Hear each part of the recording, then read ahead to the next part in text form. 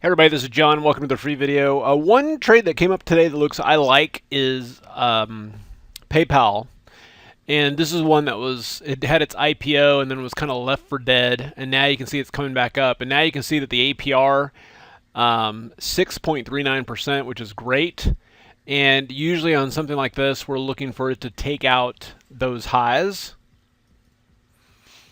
And then you can see here on the key intraday time frames, we've got a squeeze that's going, and the normalized spread on a 30-minute chart is fine. And if we take a look here, on the 4-hour chart, it's just turning up, meaning it's got room to go up 3 standard deviations, which can happen when you get an IPO stock like this that's about to take out its highs with a bigger intraday squeeze like that and a normalized spread. And then another trade here that I like is in terms of Google is you got that weekly squeeze here, kind of almost in a slingshot area, and then you got the daily squeeze that has triggered. Okay, now the stock market itself actually has a lot of resistance here.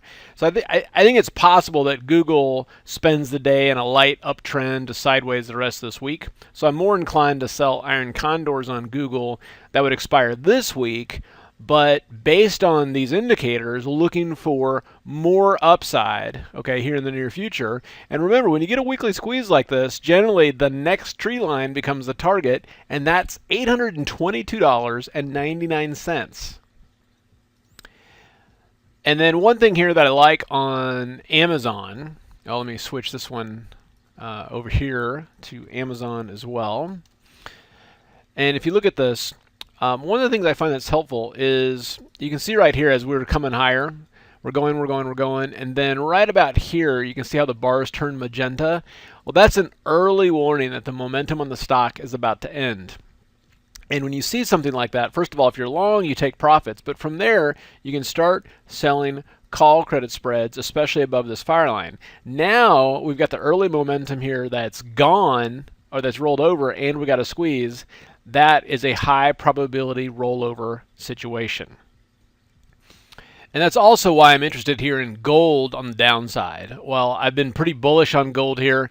The fact that we've been trading sideways when the Fed eased and we've lost momentum here. We got the early warning signs on momentum and we have a squeeze. I'm actually looking for gold to pull back here considerably. Considerably. Now, I would buy that pullback, but at the same time, I'm also ready to short that, move to the downside simply based on these indicators. And that is something that we could do, of course, via GLD. And we could just buy some puts on that. And then last but not least, let's take a look at Tesla. Tesla here, of course, have just been on this insane short covering rally.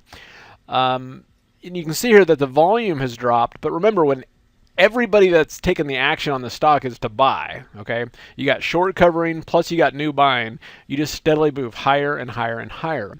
Now that we're sitting here on this fire line, you can see we spent one day here with this as resistance. Now we've popped through it. So now any pullback to this level is a buying opportunity. And if you look at this in terms of the algo levels, and these are the levels where essentially the computers are already programmed to buy and sell, you can see today it could not get through 241.61. However, if it does bust through that level, expect a quick move to 250. We're getting close, though, where it would make sense to come back and test this lower algo level, and that'll just be simply based on where we are with the normalized spread here in the next couple of days. All right? All right, so if any of that stuff didn't make sense, I am going to be doing a free 2-hour webinar. That is a 2-hour webinar. Tuesday, March 22nd from 3:30 to 5:30 Central Time. That's, of course, 4:30 to 6:30 East Coast time. And the idea with this is just to show you all the indicators that I'm using right now for entries, and most importantly, for scans and for managing the trades. That way you just kind of know, look, this is what they all are. This is how I'm using them. This is what you should be looking for, okay?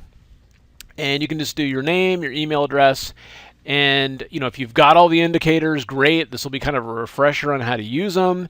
If there's ones that you don't have, you can look at it and say, oh, okay, well, great. Now at least I understand it. That's not something I need, or maybe that is something you need. And everybody who attends gets 2 free indicators, which we will show you which ones that those are. And that's what I got. So this is the kind of thing, and one of the questions I've just been getting is like, you've showed us all this cool stuff. Can you show us how you're using it right now? And that's that. So again, there's not a class attached to this or anything like that. This is just showing you guys any up-to-date information on the indicators. All right, hope it helps. You guys have a great day, and we'll see you at the next update.